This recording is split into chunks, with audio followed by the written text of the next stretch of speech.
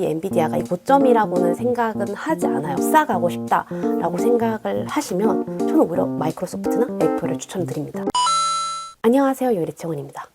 여러분, 엔비디아가 며칠 새 소폭 하락을 하면서 시총이 288조 원이 날아갔다고 하는데요. 우리나라 대기업의 거의 시총 수준인데 근데 지금까지 엔비디아가 올랐던 것에 생각을 하면 이 정도 하락은 되게 귀여운 수준이죠. 액면 분할 이전부터 갖고 계신 분들은 그냥 발 닦고 주무시면 돼요. 상관없어요. 왜냐? 엔비디아의 가치가 낮아졌냐? 그것도 아니고요. 엔비디아 매출이 꺾었냐? 그게 아니고요. 이 성장성을 지금 저해할 만한 그런 건 없잖아요. 제일 큰 악재라고는 많이 올랐다인데 이미 엄청 많이 오르기 전에 갖고 계신 분들이니까 이분들에게는 이게 악재로 적용이 되지 않습니다. 그런데 이번에 액면 분할이 되고 나서 거의 $1000 육박하던 엔비디아가 $100 가까이에서 사게 된 후에 들어가신 분들은 살짝 겁을 먹으실 수가 있죠. 또 제가 기사를 봤더니만 저번 주에 한국의 이런 서학 개인 투자자분들, 사학개미분들이 5천억 원 가량을 엔비디아에 투자를 또 하셨더라고요. 그러자마자 내리꽂는 거 보면 이거 너무한 거 아니야? 한국 들어왔네 내려 이런 것도 아니고. 그래서 이 부분은 또 속상을 하실 것 같은데 사실 이 액면 분할이라는 게 장점과 단점이 있습니다. 저도 액면 분할을 당해봤잖아요. 애플 주주로서. 애플이 1대4로 액면 분할을 했고 제가 가진 주식이 원가로 돌아가지면 주식수는 4배가 됐죠. 근데 다행히 그때는 코로나 시국이었기 때문에 2배가 뛰어가지고 곱하기 8, 8배 수익을 얻었어요. 근데 만약에 이전에 액면 분할로 갖고 있던 분들이라면 일단 주식수는 10배가 됐을 거예요. 근데 만약에 낮은 수준의 주가를 갖고 계셨던 분들은 거기서 조금만 더 올라도 곱하기 10배 수익이 되는 거기 때문에 이제 많이 먹었네 하고 매도하는 물량도 저는 많았다고 생각을 하고요. 혹은 단타로 또 접근하는 그런 매물도 많지 않았을까 생각을 합니다. 워렌 버핏 할아버지는 그래서 액면 분할을 별로 안 좋아하세요. 주식의 가치가 훼손될 수 있다 하고 버크셔 해서웨이 같은 경우에는 절대 액면 분할을 하지 않아서 5억 살 수가 없어. 한편으로는 다른 투자자들이 들어와서 또 낮은 가격에 살 수 있고 그에 따라서 쉽게 또 올라갈 수 있는 그런 게 있으니까 그런 장점도 있는 것 같습니다. 그러면 이걸 지금 묵혀가야 되냐 사야 되냐 라고 물으신다면 저는 이 엔비디아가 이 고점이라고는 생각은 하지 않아요. 테슬라가 여러분 액면 분할을 하고 나서 다시 그 고점으로 돌아가지 못하고 있는 대표적인 사례긴 하거든요. 근데 좀 안타까웠던 게 2022년에 액면 분할을 하고 나서 2차 산업 전기차 시장이 급격하게 죽기 시작을 했어요. 아직까지도요. 그리고 뒤에서는 막 쫓아와. 비아디, 포드, 현대차도 할 거 없이 이번에 현대차도 높은 수준으로 점유율을 쫓아왔다고 하는데 지금 제 힘을 쓰지 못하는 것도 있는 것 같습니다. 그러다 보니까 이후에 전기차 시장이 다시 화랑을 띠면 모르겠지만 이전 고점을 회복하기에는 시간이 좀 걸릴 것 같다. 그리고 그 당시 많은 개인 투자자들이 테슬라에 몰렸었어요. 거의 44%가 가까이 개인 투자자였거든요. 그러다 보니까 변동성이 더 심해지고 변동성이 심해지니까 투자 매력도가 더 낮아질 수밖에 없는 거겠죠. 제가 알기로는 엔비디아 개인 투자자 물량도 결코 작진 않아요. 근데 테슬라보다는 적은 편으로는 알고 있는데 그래서 이런 액면 분할로 인해서 엔비디아의 주가도 저는 변동성이 좀 더 심해질 수 있다. 근데 아직 AI의 성장세와 반도체의 성장세가 꺾이지 않는다면 이 밸류가 훼손이 된 게 아니니까 아직은 걱정할 게 아니라고 생각이 듭니다. 근데 만약에 그럼 지금 엔비디아 들어가도 될까요? 라고 물으면 조금 더 기다렸다가 좀 더 하락을 해보면 들어가시죠 라고 말은 하고 싶으면서도 저라면 만약에 내가 이걸 오랫동안 차곡차곡 쌓아가고 싶다 라고 생각을 하시면 저는 오히려 마이크로소프트나 애플을 추천드립니다. 어쨌든 하락을 하면 같이 내려갈 거예요. 같은 IT 제조 기업이기 때문에 또 오랫동안 진성주주들이 많이 있기 때문에 하락을 받쳐주는 경우가 있을 겁니다. 그래서 지금부터 차근차근 하실 분들에게는 마소나 애플이 더 안정적인 부분에서는 나아 보인다. 그리고 배당률도 더 높아요. 0.034 이런데 엔비디아 같은 경우는 마소는 0.67% 또 애플 같은 경우에는 0.34%로 조금씩 더 높습니다. 많은 편은 아니지만 사실 한 1년 전만 하더라도 셋이 다 들고 가도 상관이 없는 계열이었어요. 같은 IT긴 하지만 얘네는 통치하는 게 다릅니다. 엔비디아는 GPU, 마이크로소프트 같은 경우에는 서버나 운영체제, 애플 같은 경우에는 정말 자기 길을 애플 그냥 자기 혼자 왕국을 건설을 하고 있고 그렇기 때문에 세 개의 길이 다르기 때문에 같이 투자해도 상관이 없었지만 마이크로소프트와 엔비디아가 이제 전면으로 맞붙을 이제 시작을 합니다. 보통 마이크로소프트 같은 경우는 서버를 만들고 이 서버를 운영할 수 있게 도와주는 GPU를 엔비디아를 통해서 사오죠.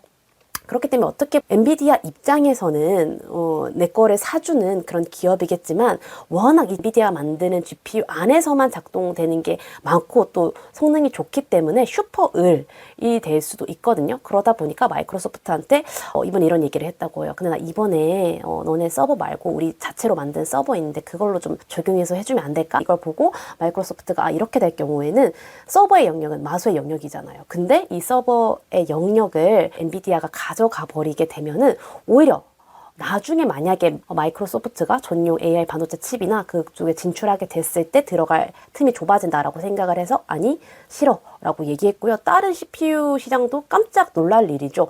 그 말인즉슨 CPU랑 GPU를 합쳐가지고 슈퍼컴퓨터로 고객 맞춤형으로 내보내겠다. 이게 목적인데 다른 CPU 기업들은 어떻게 했어요? 인텔, AMD 어떡할 거야?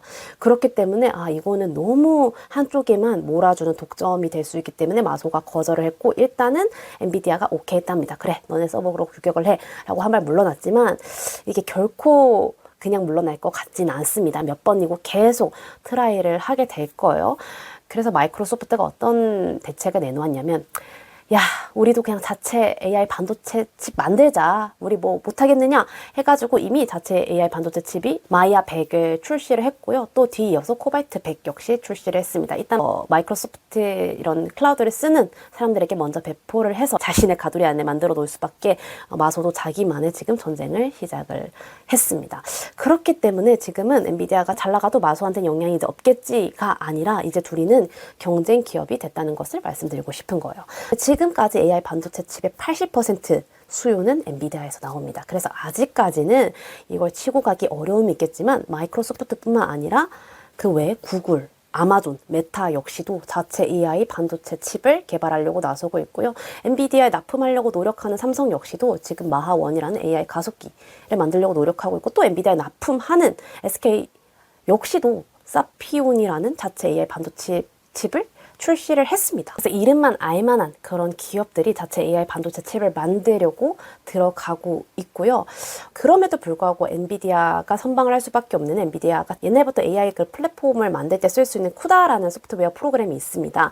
AI 개발자들이 이 쿠다를 통해서 만들 수 있게 이것만 할 수 있게 지금 충성도를 높여놨기 때문에 오죽하면은 SK에서는 사피온으로 해보지 않으련 이렇게 한데 저 그냥 쿠다로 하면 안 될까요? 라는 말이 돌 정도로 이 쿠다에 대한 AI 개발자들의 의존도가 높은 편입니다. 그러다 보니까 쓰고 싶지 않아도 가격이 높아도 엔비디아의 거를 쓸 수밖에 없다는 거죠. 그러다 보니까 이 반 엔비디아 연합군이 만들어지기 시작을 합니다. 거의 뭐 삼국지를 보는 것 같은데 삼성, AMD, 퀄컴, 인텔 유수의 IT 기업들이 모여가지고 우리도 관련된 소프트웨어를 같이 만들어보자. UXL 프로젝트라고 하는데 이거를 만들어서 쿠다를 좀 제껴보자. 만약에 이 후발주자들이 무섭게 쫓아오고 그리고 지금까지 AI 개발자들은 그랬지만 앞으로 키워질 AI 개발자들은 뭘 쓰게 될지는 모르는 거잖아요.